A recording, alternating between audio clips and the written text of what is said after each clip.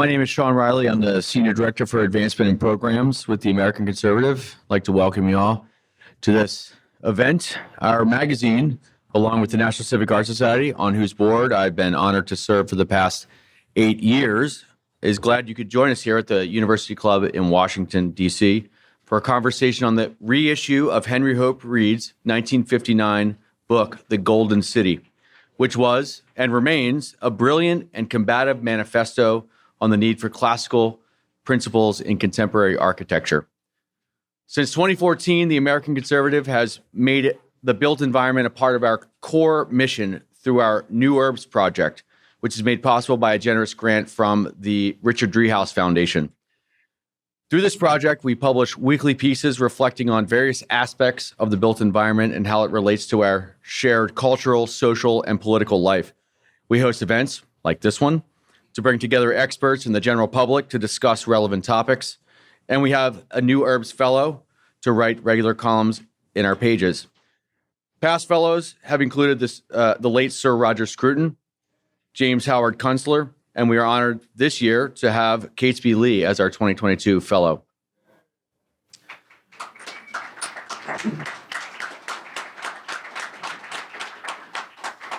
So thank you all for being here. And with that, I'll turn it over to Justin Shubow, the president of the National Civic Art Society, to introduce our panel.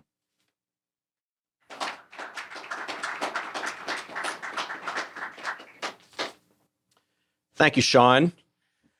As Sean said, I am president of the National Civic Art Society. Founded in 2002, we are a Washington, D.C.-based nonprofit that educates and empowers our leaders in the promotion of public art and architecture worthy of our great republic. We do so by advocating for the classical tradition in civic design, including the design of monuments, memorials, train stations, federal buildings, and U.S. courthouses. We are mindful of Winston Churchill's famous saying, "We shape our buildings, thereafter they shape us." George Washington and Thomas Jefferson consciously chose the classical style to physically embody the new nation's form of government and its political aspirations. Architecture they intended to be a model for the entire United States. The founders understood that the classical tradition, hearkening back to democratic Athens and Republican Rome, is time-honored and timeless. It is unparalleled in its dignity, beauty, and harmony, not to mention its legibility to the common person. The National Civic Art Society advocates for beautiful, meaningful civic design that continues and expands upon the founders' vision.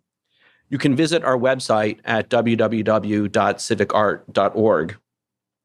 Tonight, we are honored to be hosting two speakers, Alvin Holm and Catesby Leigh, who both contributed essays to the reissue of The Golden City. Unfortunately, Seth Ween, our scheduled moderator, cannot be here due to a medical emergency. Alvin Holm is a classical architect based out of Philadelphia. However, his original training at Yale and the University of Pennsylvania was steeped in modernism. He began his career as a project designer at Vincent Kling Partnership for 10 years while teaching the Bauhaus Foundation program at the Philadelphia College of Art. He also taught studio courses at Drexel University. In 1976, he opened his own office and involved himself intensively in restoration work and historic architecture. After several years of studies and successful experiences in restoration, Holm totally reoriented his practice to design in the traditional manner in which he and his office happily practice today. He has received many awards for his work. Holm will make a presentation, after which he will be followed by Catesby Leigh. A widely published art and architecture critic, Leigh is a co-founder of the National Civic Art Society and retired from our board of directors in 2008 after serving as chair for 6 years. He was also the National Civic Art Society's 2018-2019 research fellow. Born and raised in Washington, D.C., Leigh attended Princeton University, after which he spent most of the 1980s in South America as a foreign correspondent for the Cox newspapers chain.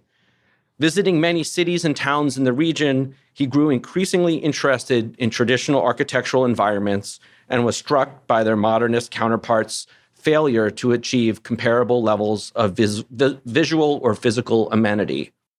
After moving back to the United States, Leigh met Henry Hope Reed, who became a mentor. Leigh's essays and articles have appeared in publications including the Wall Street Journal, Weekly Standard, National Review, First Thing, City Journal, and the Claremont Review of Books. After Catesby finishes his presentation, I will moderate a discussion between the speakers. Time permitting, there will then be audience Q&A. Before Alvin Holm begins, I'd like to briefly explain who Henry Hope Reed was. Born in Manhattan in 1915, he grew up in the Upper East Side, a few blocks away from the Metropolitan Museum of Art. He died in 2013 at the age of 97. A graduate of Harvard College who also studied in France at the École des Beaux-Arts, Reed was an architectural historian and critic famous and infamous for his withering criticism of modernist architecture and planning in favor of classicism. In 1959, Doubleday published his book, The Golden City, a seminal manifesto that developed one of the earliest and most compelling arguments against the then dominant hegemony of modernism. Although it didn't exactly cause a splash at the time, the book reawakened interest in the value of our country's built patrimony, particularly with respect to the notable classical architecture and sculpture. It is important to stress that while Reed was saying that what Reed was saying was completely new to an American audience. After all, it was a time when steel and glass boxes like the Seagram Building by Mies van der Rohe were going up. The papers and drawings of such important historic classical firms such as McKim, Mead & White were not even being collected by libraries and research institutions. What Reed was saying was entirely heterodox, indicative of the architecture establishment's response. Ada Louise Huxtable, who would later become the New York Times architecture critic, derided one of Reed's books for advocating, quote, a way of building ludicrously out of character with contemporary life. He was name-called a fuddy-duddy, an antiquarian, and a crank. Not all of the response was negative in the ensuing years, however. Jackie Kennedy Onassis would later remark, quote, reading the book was like finding a long-lost friend or mentor. Tom Wolfe, who would author From Bauhaus to Our House in 1981, was also a great admirer of Reed's. Reed helped galvanize the post-war historic preservationist movement in numerous ways. In 1966, he became the first curator of Central Park in New York. In that unpaid position, he was among the first to champion the original 19th century classical design vision of Frederick Law Olmsted and Calvert Vaux, which had become obscure by that time, but later came to be the accepted view. He published a book on the park, as well as books on the New York Public Library and U.S. Capitol, both of which are the definitive works on the subject. He was a cultural fixture in New York due to his witty, highly opinionated guiding walking tours of the city that began in the 1950s and were run under the auspices of the Municipal Art Society and later the Museum of the City of New York. Indeed, he appears to have been the first serious tour guide in New York's history. He was a veritable Pied Piper of classicism and historic preservation, leading tours of up to 100 people. His tours were so unprecedented that they were the subject of articles in the New York Times and the New Yorker magazine. In the latter, after participating in a tour, the author wrote, quote, we saw as if of the first time buildings we have looked at all our life. Reed was also a columnist who wrote about architecture in the New York Herald Tribune. In a major triumph, he would later inspire the successful effort to preserve the Victorian-era cast iron buildings in Soho.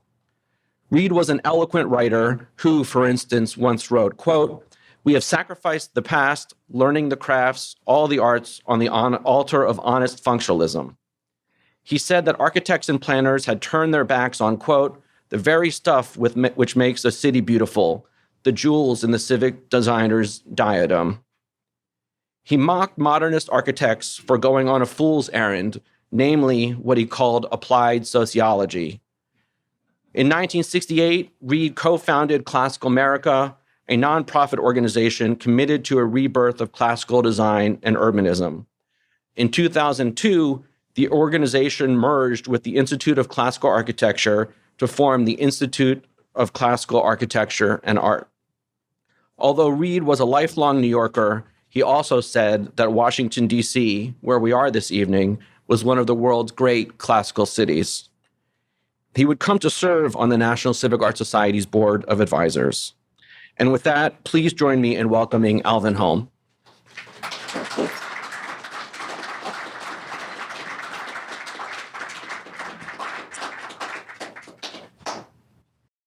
Thanks, Justin. That was really good. I learned a lot. It was very nice. Everything I will say henceforth will be footnotes to that introduction. So welcome. We are here today to honor a great book, The Golden City, not so much to honor the author, the heroic Henry Hope Reed. Let's see. There's Henry. But to recirculate this new edition, some 60 years old now, in order to invigorate and again inspire the new American Renaissance, already underway in a very big way. Here we are. We ourselves are the evidence of this important cultural movement now underway. I hope you go out tomorrow and on the basis of what we say tonight, go out and buy a couple of copies of this terrific book and pass it around. I suppose to some degree I will be preaching to the choir insofar as you are in the audience. You are probably already classicists. You probably don't need to be convinced of what this book so forcibly argues. So why buy it? Well, here are good reasons. Out of admiration for Henry Reed, an early founder of the new classicism, I like to call it the new American Renaissance. Two, because it's really an entertaining book. It's fun to read. Three, to help you make the case to others. Four, out of reverence for this milestone in cultural history. And five, to distribute to others who are not yet part of the movement. Many other good reasons exist for recirculating this great book at this time, I believe, more important than ever. Let's see. The Golden City appeared at the high point of the Bauhaus influence in architecture schools all over the country. And as forcefully contrary an argument as Henry made, it was a vox clamatis in deserto. During the high tide of modernism, this brilliant book hardly made a ripple. But it endured to inspire readers over succeeding years, notably Jackie Onassis, which has already been mentioned. Tom Wolfe, Jane Jacobs did a lot for the movement, whose personal testimonies are well known. These days, I am amused to see the subtitle on the cover, quote, "A pictorial argument in the raging controversy over classical versus modern fashion in architecture and other American arts." Deeply involved in architecture graduate school at the time, I was totally unaware of any such controversy, let alone a raging one. Henry almost admits this himself when he writes, quote, "Already the fashion that would be taste has its academy, far more rigid and orthodox than the old classical academy. Without a single exception, education in the nation's architectural schools is confined to the, quote, form follows function approach."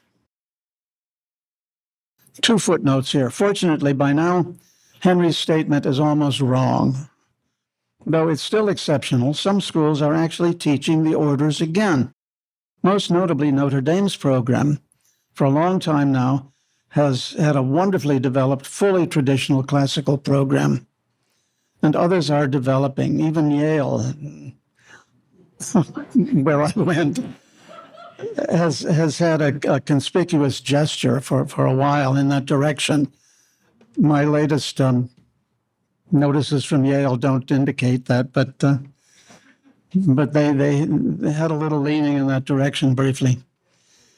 Footnote 2, to me, the most irritating aspect of the slogan, form follows function, is not that it is wrong in itself, but that in 1945, it replaced the 2,500-year-old axiom that good building consists of firmness, commodity, and delight. Firmitas, commoditas, venustas, structure, function, and beauty. This was continuous, literally, for 2,500 years. Whatever happened to beauty? It just disappeared. It wasn't part of the conversation. In 1959, when The Golden City was first published, I was just entering my first year of graduate school in architecture at Yale. A copy was given to me, and I loved it at first sight. Literally, because on the cover was the wonderful Metropolitan Museum of Art, which I adored, and Frank Lloyd Wright's Guggenheim Museum, which was not yet finished, but which I already greatly admired because of my lifelong fondness for Frank Lloyd Wright. I had grown up in Oak Park, Illinois, a few blocks down the street from Henry Hope Reed's home and studio.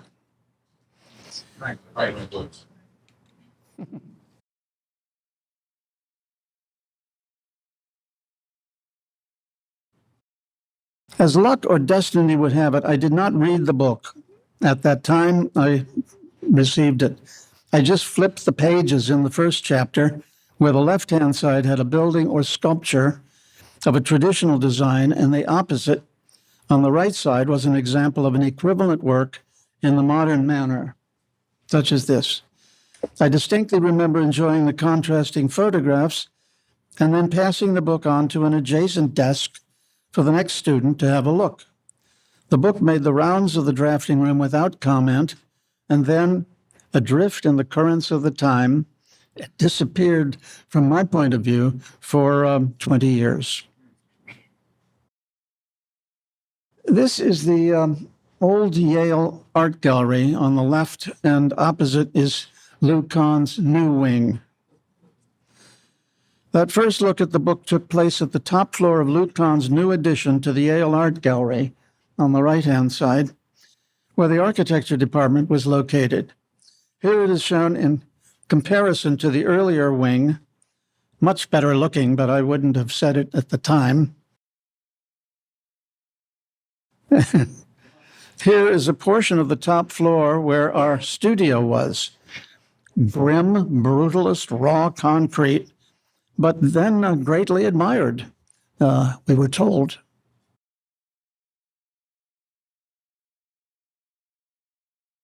Again, flagpole bases on at the New York Public Library on the left and the Seagram Building on the right.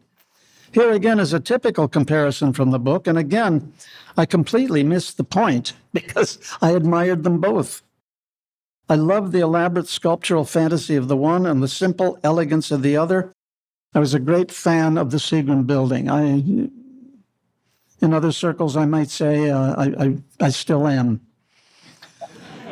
But one of the main reasons I didn't get the joke of the contrasting images was that my undergraduate years at Yale were deeply influenced by my fascinating major in architecture history, organized by that charismatic professor, Vincent Scully. We were all pretty well convinced that the 2,500 years of the Western classical tradition was transformed into modernism in a kind of Darwinian evolutionary way. So there's much to be admired in each phase of every era. So I went on as a happy modernist. When the Golden City came to my attention again in the late 1970s, I was amazed. This time I read the words. I read the book in a single evening, transfixed by the exhilarating prose, and I wrote a brief note to the author, Henry Hope Reed. Henry responded a few days later with the encouraging words, "Young man, we've got to have a talk." We soon met in New York, and that was the beginning of my life as a classicist, striving with Henry and a legion of others that his work had recruited to bring about a new American Renaissance.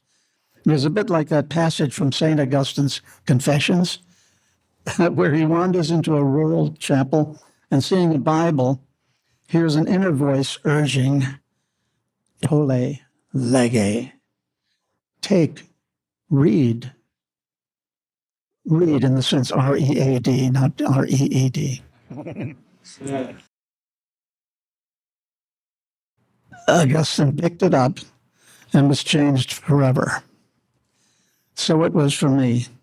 Once I had actually read the words in Henry's book, I had always loved the classical, but I only knew it as an admirer and a student of its history. Henry Reed told me that I've got to go teach this now, how it is designed. I said, I don't know how. No one has ever taught me. He handed me a copy of the American Vignola, which I had never seen before, only recently republished by the organization then called Classical America. And he said, here is your text. Stay a couple of weeks ahead of your students, and you'll be fine.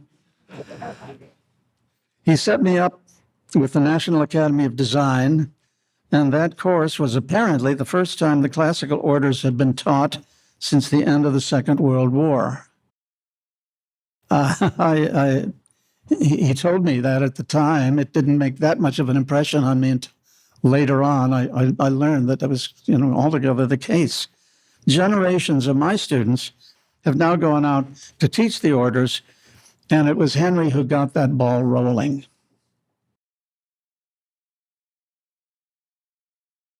At the National Academy then, there was already a terrific teacher that Henry Hope Breed had sponsored, who was teaching drawing in the classical tradition.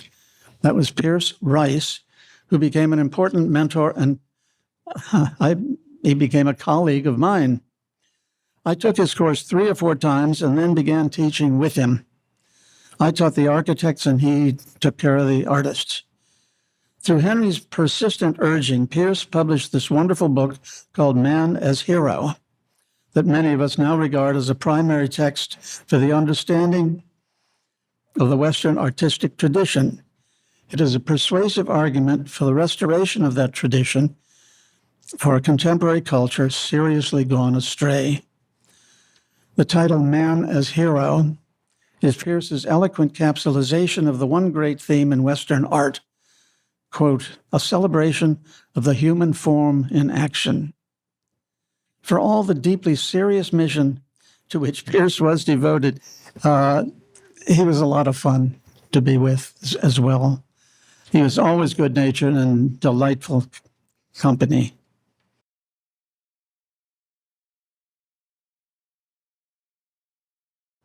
Here's another great book that, like Man as Hero, owes a lot to Henry Reed, here as co-author of American Skyline, and another significant influence for me in becoming a classicist later on. It was Chris Tunnard. With him, I studied urban design as an undergraduate at Yale. He was a close friend of Henry's, and it was Chris who introduced the Golden City to me in that first semester of architecture school. Looking at the cover of American Skyline, published in 1956 as a sophomore, I didn't see the irony of showing the small, colorful, and attractively variegated buildings in the foreground against the backdrop of dark, box-like towers looming overhead. One of the important expressions we were encouraged to adopt in architecture school was thinking outside the box. Creativity was linked to originality, and breaking with tradition was best. But now, however ironically, almost all we see is boxes, and they all look alike.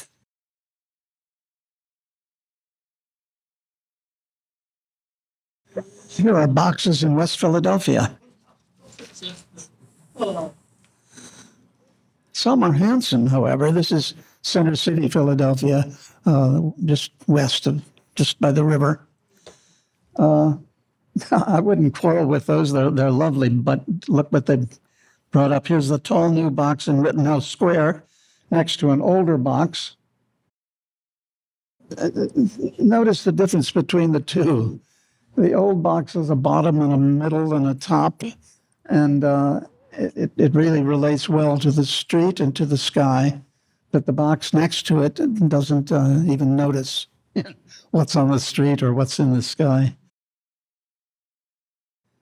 This is the contrast in Rittenhouse Square between the older boxes, a row of wonderful boxes, and the new box next to it. Here's some more contrast. It's shocking. I mean, if you do that in architecture school, you once upon a time you'd fail, and they'd laugh at you. But here it is. More contrast in Rittenhouse Square. And okay. In all these modern boxes, unlike earlier boxes, there is not a hint of the past or even a glimmer of the creatures that inhabit the boxes. Let's see, while we're talking boxes. Yeah. Whereas in the past, buildings exhibited many diverse relationships to the human inhabitants, the men, women, and children, through scale, through recognizable practical features, images, ornament, etc. In our era, where thinking outside the box is encouraged everywhere, the teachings of tradition have never been so needed. Henry says it so beautifully in chapter 2. Man is made up of a community of the past, the present, and the future, and you must have all three to go forward. This idea has been expressed in 1,000 ways and over several thousand years, but Henry makes the case forcibly against the then current fashion, which he characterized as nihilism. I especially like his choice of the word community to describe the essential relationship of the three tenses, simultaneously and mutually dependent.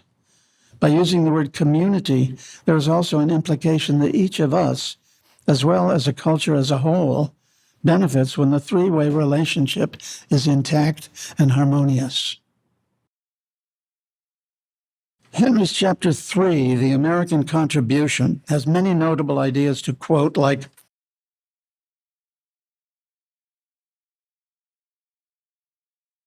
"What has pleased man once and pleased him again will surely please us, for time alone is privileged to single out the best." And later on he writes, "For us who persist in asking for originality, the examples offered are original, for the classical is at once retrospective and ever new.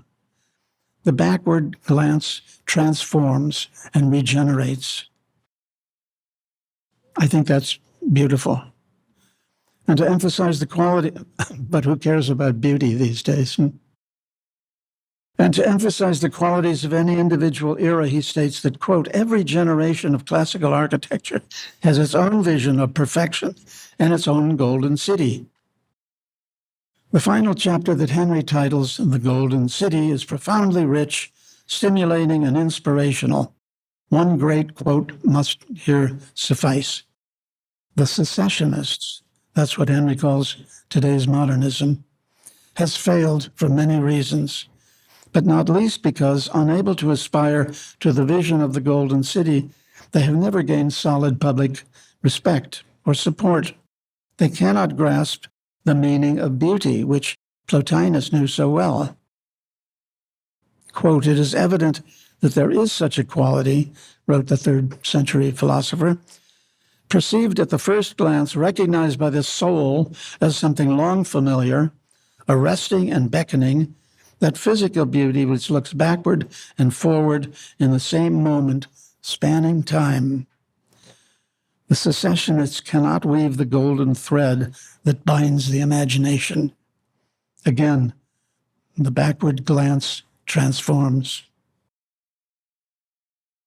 That is far too much to talk about here and now, but there are 2 more pages in the book I would like to mention, one sort of sad from the last chapter, and a happy one from the first.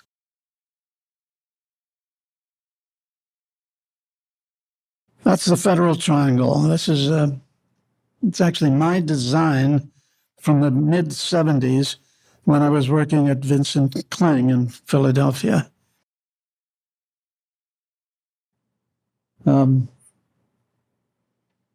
plan of the model and the plan over on the right. This is not a contrast. This is one balancing the other. This is the Federal Triangle, the Great Plaza. This is the Federal Triangle. This is as we designed it at Kling. And that's what we had in mind for the Great Plaza. And barely comparable, barely recognizable is the Federal Triangle as completed.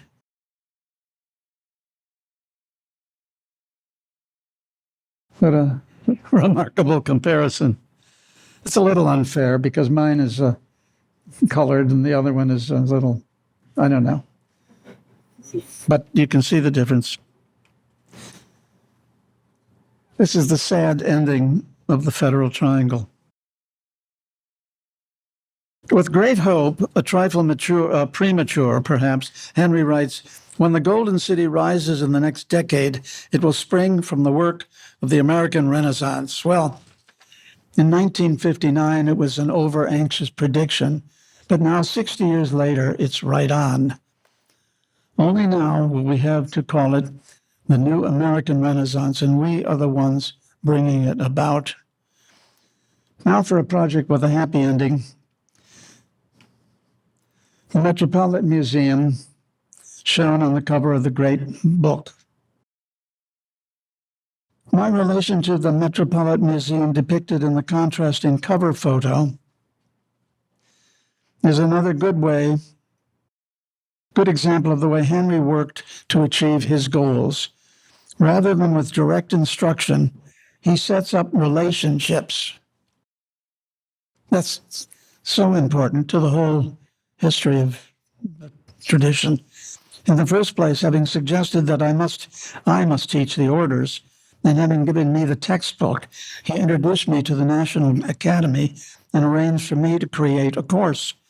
A few years later, when the Metropolitan Museum was seeking an architect to design new galleries in the classical style to relate to the original museum's galleries from 1898, Henry informed the director that probably the only one who knew how to do that was teaching the course right down the street at the National Academy. With that recommendation, I received a call in Philadelphia and was asked if I would come and have a talk. A week later, I had the job, 22 new galleries for the 19th century European collection, which you're looking at now. I was amazed. And I was enormously grateful to Henry for having somehow arranged the whole thing over a long period of time and in a wide variety of ways. Here they are. These were the galleries before me, and those are the galleries after.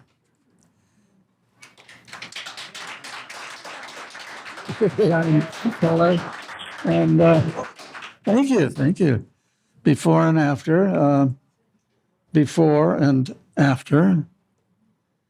And here's the Met Grand Gallery. I am presenting this now clearly from an intensely personal point of view, because I can trace so many specific beneficial events and shifts in my career directly to Henry and to his evolving organization, to the ICAA. The book he gave me when he told me to teach was one of many long out-of-print books important to the classical tradition that Classical America had republished. The teacher who most directly shaped my own teaching was Pierce Rice, also at the National Academy of Design, and whose own career was greatly augmented by Classical America's publishing of the inspiring book, Man as Hero. And again, had I not been teaching a course down the street from the Metropolitan Museum, I would not have received that terrific commission, and hence many others. I know now that among the multitudes that are personally grateful to Henry and the ICAA, we are all most impressed with the benefits to our culture at large that are so rapidly developing again today.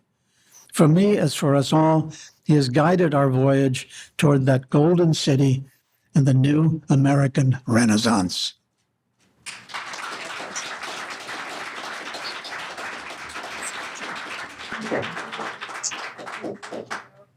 The United States Capitol was, for Henry, the nation's greatest building, our shining temple on a hill.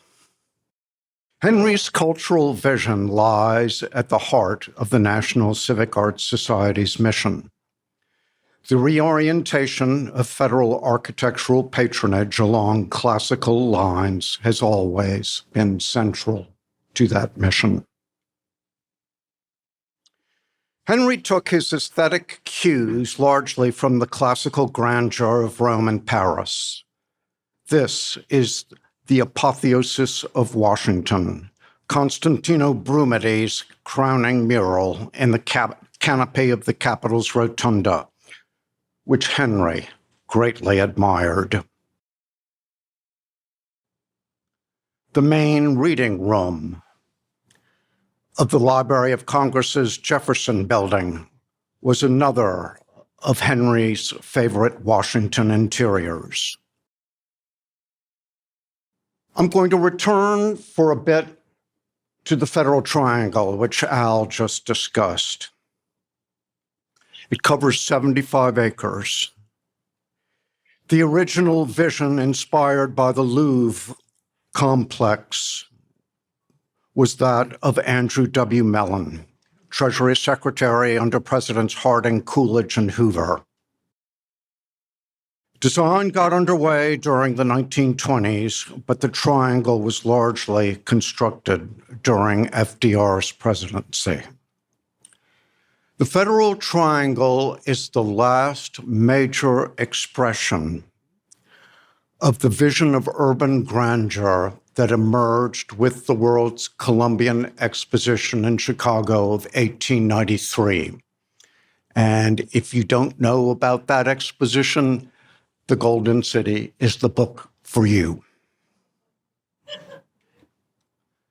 The interdepartmental building with the Mellon Auditorium in the center on Constitution Avenue was one of Henry's favorite buildings in the Federal Triangle, and its architect, Arthur Brown Jr., was one of his very favorite architects.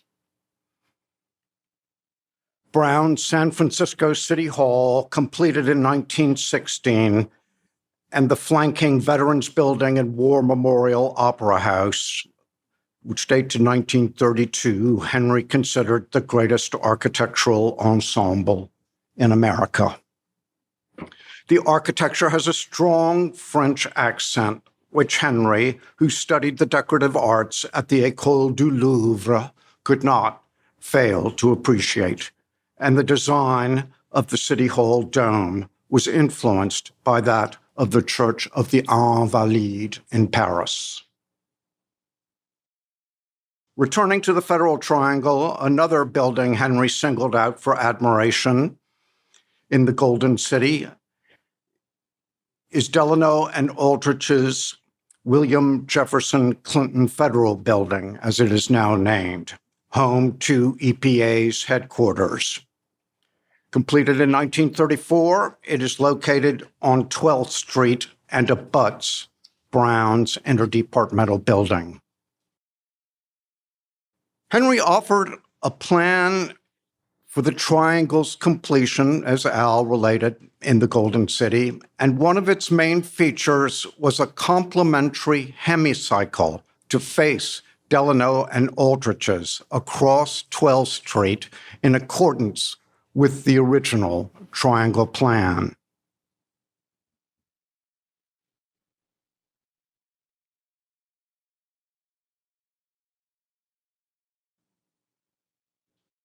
The plan Henry presented in the Golden City was co-authored with a designer named Charles Thompson, with the circle that would have been created by the second hemicycle.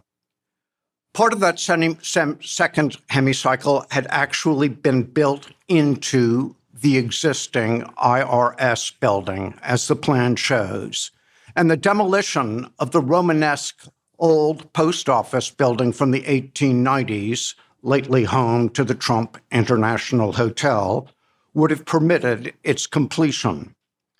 Henry's plan called for a theater modeled on Palladio and Scamozzi's Teatro Olimpico in Vicenza to be attached to the IRS building. Architectural frontages harmonizing with the triangles would have been created along the north side of Pennsylvania Avenue as well as the south side of Constitution. None of this materialized, nor did the Great Plaza, as Al noted, toward the triangle's western end. That was also part of the original 1920s plan.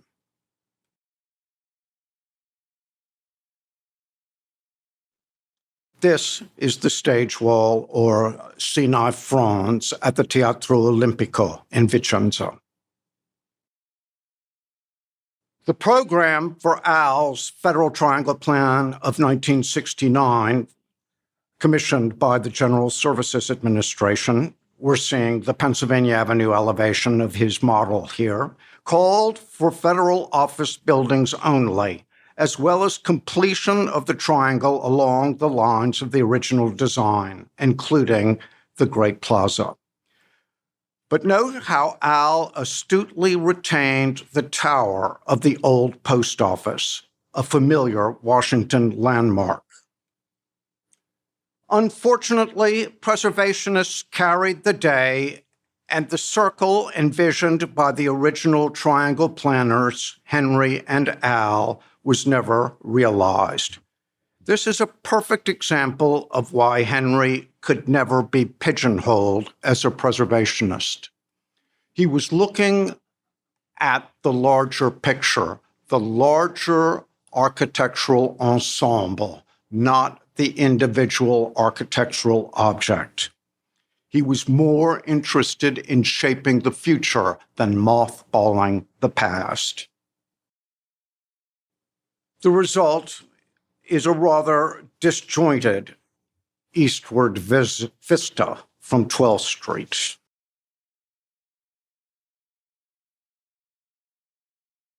And instead of the Great Plaza, as Al noted, we got Freedom Plaza, a remarkably uninviting space located where you see what looks like an inverted check mark toward the left. The plaza is largely shaped by the Ronald Reagan Building and International Trade Center, completed in 1998. This enormous edifice, the second largest federal building after the Pentagon, parodies rather than emulates the triangle's historic classicism. Instead of uniformly classical frontages on the north side of Pennsylvania Avenue, we got a disjointed melange featuring the notoriously hideous J. Edgar Hoover FBI headquarters building, completed in 1975. But the following decade saw construction of the Market Square complex across the avenue from John Russell Pope's Archives building. Market Square, a commercial development, is the best post-war project along the avenue between the Treasury Department and the Capitol. Henry would have appreciated the presence of the giant Dark Order. But this edifice offers the kind of grandeur he would have liked to see more of in our nation's capital and elsewhere across the land. What is now named the Howard M. Metzenbaum United States Courthouse in Cleveland was one of Henry's favorite federal buildings. Of course, we're all accustomed to the saying that they don't build them like they used to, but Henry's take was that ours was a very, very wealthy nation, so we could and should build them like we used to.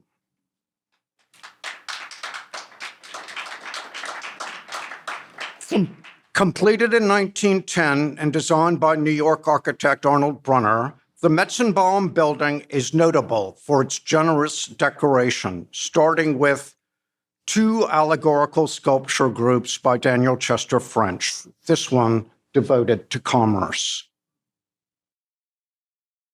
The courthouse's Great Hall, again, very French, as with the vaulted ceiling.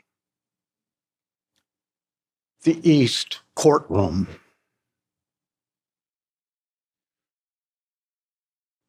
The West Courtroom, with the jury box in the foreground. This is the Carl B. Stokes U.S. Courthouse in Cleveland, completed a little less than a century after the Metzenbaum. Looking at the bright side, it's nowhere near as bad as the Boston City Hall, the same architectural office designed during the 1960s. The Stokes Courthouse's signature artistic embellishment is the Cleveland Venus over the entrance. It's hard to fathom the civic value or significance of this slapdash parody of the Hellenistic Venus de Milo in the Louvre. Returning to San Francisco, we have this powerfully rusticated U.S. Appeals Court building whose design was overseen by the supervising architect of the Treasury, James Knox Taylor, and completed in 1905, a few years before the Metzenbaum Courthouse.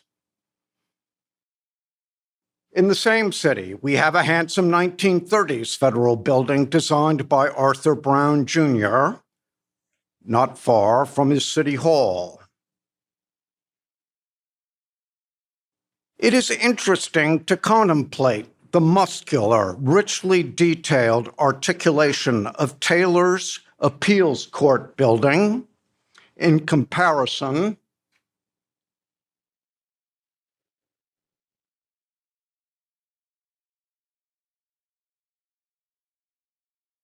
with this federal building and courthouse completed in the same city 6 decades later. It was designed by a name architect, John Carl Warnecke, but its urban presence is that of a generic post-war commercial office building. The Appeals Court building is an artifact, but Warnecke's edifice is more like a commodity. This building was erected under the auspices of the General Services Administration, which began operating in 1949. The Office of the Supervising Architect of the Treasury, which dated to 1852 and had guided the construction of thousands of courthouses, customs houses, and other buildings, had been abolished not long before. The Jacob K. Javits Federal Building in Lower Manhattan also dates to the 60s. Needless to say, Uncle Sam's need for ever-increasing amounts of office space was a major consideration in the creation of such structures. Even so, the absence of a humanistic aesthetic in their design is, to employ one of Henry's favorite words, depressing. For a more engaging approach to the design of tall structures, note the modern tower behind the gorgeous Jose Toledo Federal Building and Courthouse, which was completed in a Spanish Baroque idiom in 1914. The tower belongs to a thoughtful addition designed on a very tight budget to accommodate New Deal programs. The addition may not be inspiring, but it retains a civic form typically lacking in post-war federal buildings. And when funds were available, the public could cheer the advent of fine high-rise buildings like the superb Thurgood Marshall U.S. Courthouse on Manhattan's Foley Square, close by the Javits Building. The courthouse opened in 1936. The Rayburn House Office Building dates to the 1960s. It was just the kind of federal building modernist critics loved to hate. Daniel Patrick Moynihan's lamentably influential guiding principles of federal architecture of 1962 accordingly recommended that Uncle Sam avoid reliance on an official style, meaning classicism, while allowing the architectural profession to show him the way to new buildings reflecting, quote, the dignity, enterprise, vigor, and stability of the American government. The Chicago Federal Center, designed by Mies van der Rohe, would appear to be what Moynihan had in mind. It consists of a 30-story courthouse slab that was completed in 1964, the 45-story skyscraper and one-story post office came later. But such skin and bones architecture, as the architect himself referred to it, cannot build an aesthetically resonant, meaningful city. The same goes for the reductionism of the 60s vintage John F. Kennedy Federal Building in Boston, designed by Bauhaus pioneer Walter Gropius. The building is a signature presence in the catastrophic Government Center urban renewal precinct, whose creation entailed demolition of a large swath of downtown Boston's historic architectural fabric. Note the presence of the brutalist City Hall we saw earlier on. In Washington, we have the Department of Housing and Urban Development headquarters designed by Gropius's one-time sidekick, Marcel Breuer. Dates to 1968 and was described by one-time HUD Secretary Jack Kemp as 10 floors of basement. The suspended bagel slices you see in front were added decades after the building's construction in an effort to relieve the spatial desolation it created. And here is the brave new urban renewal landscape to which the HUD building, visible at the far right, contributed. At least this federal building and courthouse in San Diego, dating to the 1970s, is merely banal, looking as if it belonged in a low-rise office park. On the other hand, it couldn't generate favorable buzz in the press as Breuer's HUD building, strange as it may seem, managed to do. And favorable buzz would seem to be a key issue for GSA. This new U.S. courthouse in San Antonio accordingly conforms to a fashionably glassy aesthetic outrigged with neo-industrial sunscreening gear. Henry would describe the aesthetic as anorexic. This federal courthouse in the same city, dating to the 1930s, would conform to Henry's idea of architecture worthy of the name. Are we really seeing progress in San Antonio? Are we seeing progress in this bizarre Rubik's Cube-like U.S. courthouse erected in Austin a decade ago? I'd say it makes the Rayburn building look like the Taj Mahal. The same question arises in Cedar Rapids, Iowa, where another United States courthouse dating to the 1930s now serves as the City Hall. While this rather minimalist structure, whose skimpy posts parody classical columns, serves as its successor. Another view of the same building. Here's the old U.S. courthouse in Salt Lake, and the new courthouse annex, known to the public as the Borg Cube. On the right, the appeals court building in San Francisco.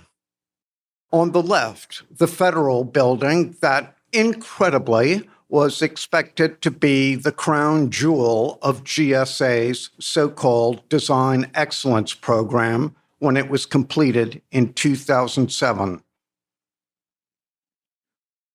Are we seeing dignity, enterprise, vigor, and stability here? Or what Henry would have excoriated as visual nihilism? Maybe it's a good thing Senator Moynihan didn't live to see this deconstructionist monstrosity. By the way, he was at the front of the line when condominiums at Pennsylvania Avenue's Market Square first went on sale. As the ancient Romans used to say, experience is the best teacher.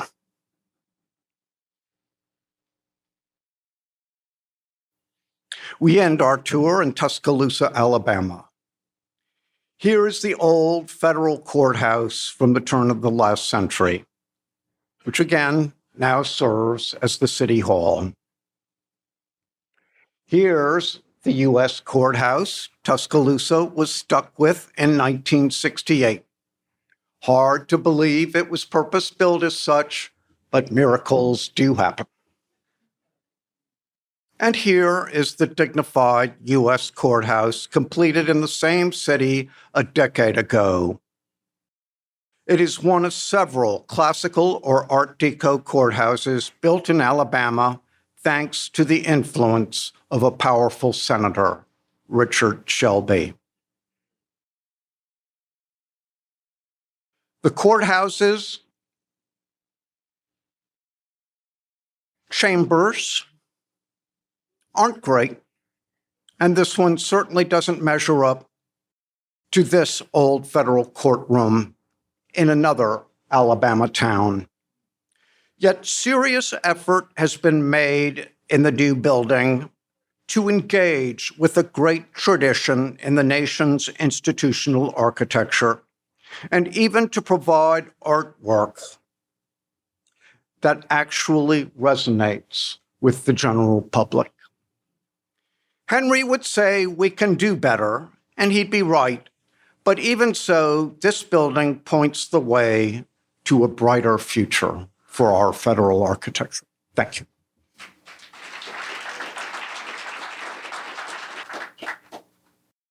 Well, thank you, Al and Catesby, for some wonderful presentations. I think we all learned a lot. And as Henry showed in his book, pictures are often the best form of argument. One question I would like to ask is, could you discuss the role that Henry thought ornament, painting, sculpture, and other forms of embellishment ought to play in a building? Henry saw painting and sculpture as integral to what we might call institutional, high-end classical architecture. If he looked at a building that attained a certain level of architectural articulation, a certain level of elaboration, and there wasn't a figurative element, be it ornament or decoration in the form of figure sculpture, he saw a certain nakedness to which he objected. So that applies to both exteriors and interiors. He did not see a classical building of certain pretension, formal pretension, as being complete without a naturalistic element providing a contrast, a necessary contrast to the abstract lines of the architecture. I'd like to talk about that next week. Some of that's a very interesting question, which I haven't really dealt with, except to say that it's an aspect of ornament. I mean, it's a personalization sort of from one place to another that makes one building a little more personally related to the function or the place. One of the big shifts between the 2,500-year tradition and the modernist is the elimination of the baseboard and the cornice, say, and all the elements that were very practical. We think of them as ornamental. Modernists think of them as ornamental, but they were absolutely practical to begin with. A baseboard had 3 parts, just like everything else classical has 3 parts, for a variety of reasons, having to do with relationship. And the baseboard established the relationship between the vertical wall and the horizontal floor, and it made the union of the vertical and the horizontal easily understandable, and it made it work. The floor is going up and down like this, and the baseboard follows the floor, the variations in the floor. I don't know whether this is related, but things that we regard as ornamental, like the cornice and the baseboard, really were functional to begin with. And all the elements, the framing around a window, and all these then related to the other embellishments that we regard as superfluous in modernism, but were really part of the role of the room, of the role of the building on the street, of the role of the they were related to the function that they were fulfilling, whether it was on the street or within the room, and that this would very frequently have figurative elements as well that would relate to the people coming in and going out of the building and walking past the building and all this. So it's all part of this. These were not individual. These were not separate things. They were all part of the whole, the continuity of a building on the street or of the walls within a room. Is it possible that Reed went too far? So we see in the book that he's highly critical of the Guggenheim Museum. He also called Frank Lloyd Wright's Falling Water a large split level. Is that a form of extremism? On Henry's part or Yes. Frank Lloyd Wright's part? Either way. No, it was extreme for its time, but it was almost conventional probably for the greater part of 2,500 years of Western culture. I am distressed by the way the Guggenheim just goes unquestioned. It's a real kick in the teeth to the historic morphology of the city, which is basically humanistic. You're down to the Empire State Building. The tall building has a humanistic tripartite design, base, shaft, capital. And this traditional urban morphology, which I won't go into detail about because we all know it when we see it, is something precious. And Wright is just sticking his thumb in the eye of that tradition. And if you build buildings like the Guggenheim ad infinitum, the city becomes a freak show. So nobody questions whether the Guggenheim represents a normative approach to architecture, and I really don't think it does. And cities like New York and Paris are just, their historic fabric is what saves them, redeems them from all these crazy modernist experiments. So I think it's fair to be very severely critical of the Guggenheim. Guggenheim is awful in many, many ways. As a great fan of Frank Lloyd Wright, and since early childhood, literally, I was very eager to see how the Guggenheim turned out, and I can't say other than it's awful for everything other than the spectacular show of Calder's mobiles and stabiles. If anybody staw that, I mean, they were wonderful in the Guggenheim. I mean, it's the perfect building to show stabiles and mobiles. It's awful for practically everything else because a horizontal picture on a wall that slopes with a ceiling that slopes and a floor that slopes is hard to relate to. I mean, there was another show that I saw that I loved. I think it had to do with motorcycles or something. Was that it? Yeah? Motorcycles? Yeah. So motorcycles look terrific in the Guggenheim. Yeah. It's really made for motorcycles.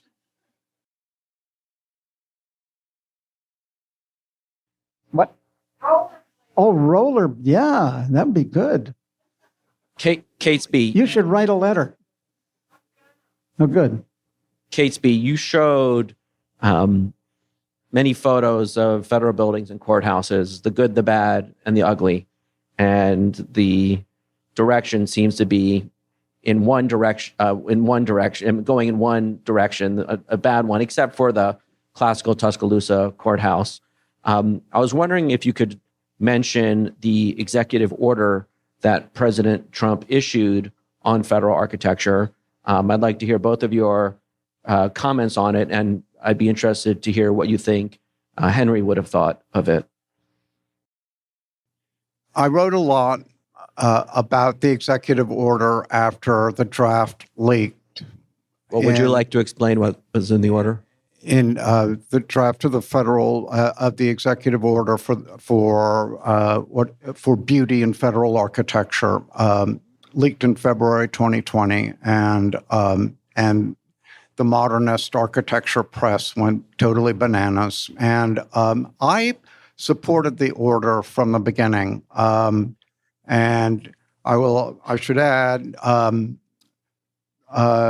Justin was monitoring the press very astutely and brought to my attention some significant commentary, most of it kind of demented, that I wouldn't have seen otherwise. And now I think that there has been this this extreme stylistic instability in GSA's modernist architectural patronage that corresponds to the stylistic instability within the modernist movement itself. And and I think you saw some of that in my slide presentation. The classical, even when it's been out of favor for decades, even when the building trades aren't used to building classical buildings, it still yields a much higher return on the investment of the taxpayer dollar. And I think Henry's take would have been, he would have taken into account that Trump was a very controversial president, but his take would have been the what, not the who. What's the policy? does it make sense? And as long as it was ordered by a duly elected president, he would be on board. The question would be, is this good or bad architectural policy? That is just my personal take. Can I just interrupt? Just to make clear what the executive order did was it reoriented federal architecture from a modernist perspective to one that is classical and traditional. It said that there should be special preference for classical and traditional design, which was defined very broadly. So classical included, everything from neoclassical to Beaux-Arts to Art Deco, and traditional included Romanesque, Spanish colonial, and so on. So there was special preference for such architecture going forward. And in particular, in Washington, the order was at its most stringent, where it required that new federal buildings in the city be classical.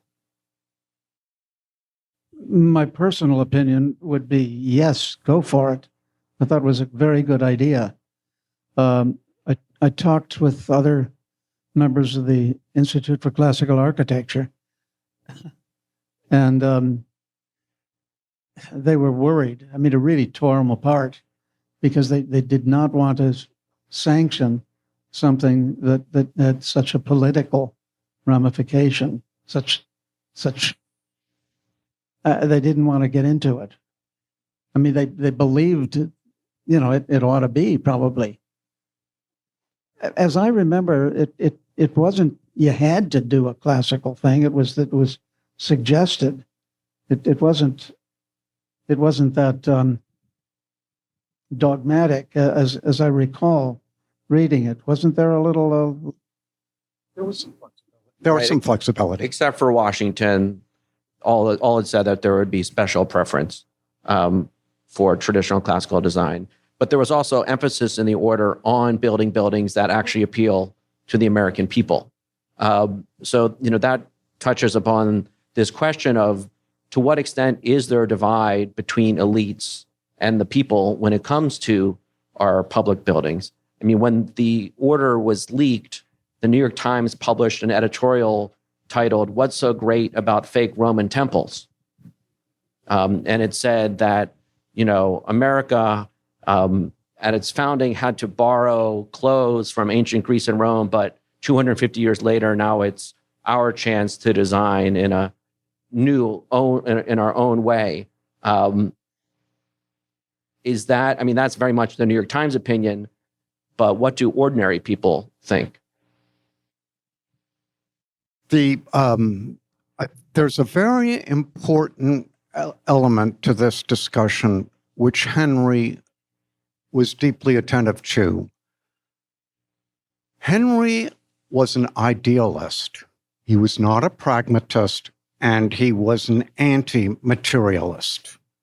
And he saw this country as heir to the cultural achievements of ancient Greece, ancient Rome, the Paris of the Louis.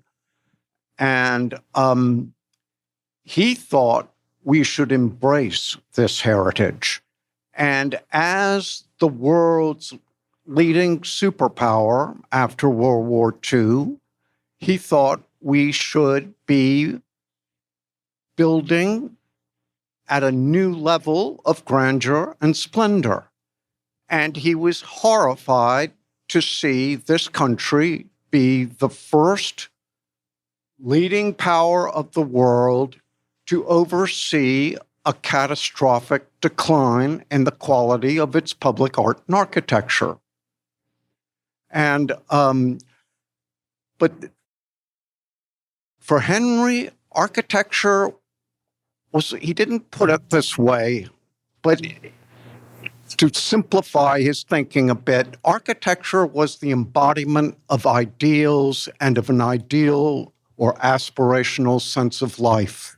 And he saw nothing in modernism but personal, egotistical self-indulgence or crass commercial expediency. And I have always thought he was on to something. and also the destruction of values. Yeah, the third or fourth, he was against the destruction of long-term values,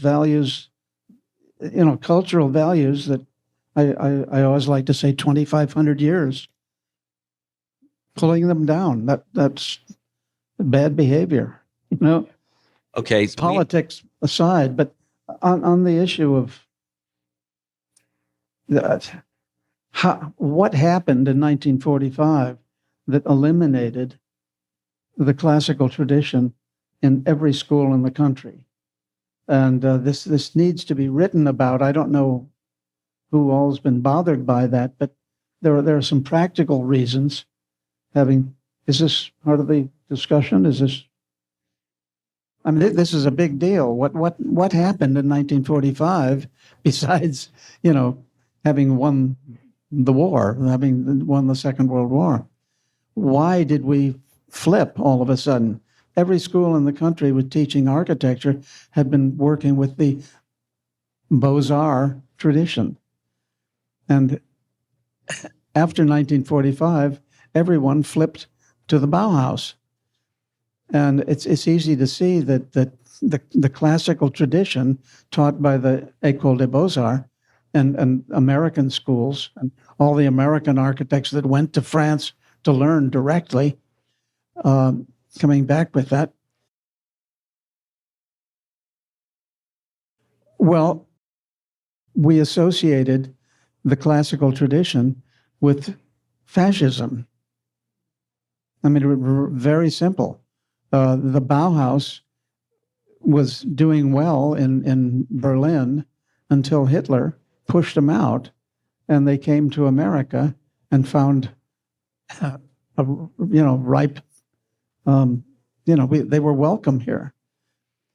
So I think that's an enormous part of the shift that at that moment, we associated the classical tradition, forgetting Thomas Jefferson, we thought of it as related to fascism, whether it was Italian fascism or German fascism. And I think that's what did us in. I don't remember that well what was going on in 1945. I wasn't thinking about these things at that point, but I think that was the only thing that I can identify. That there were some other reasonable FHA made, guys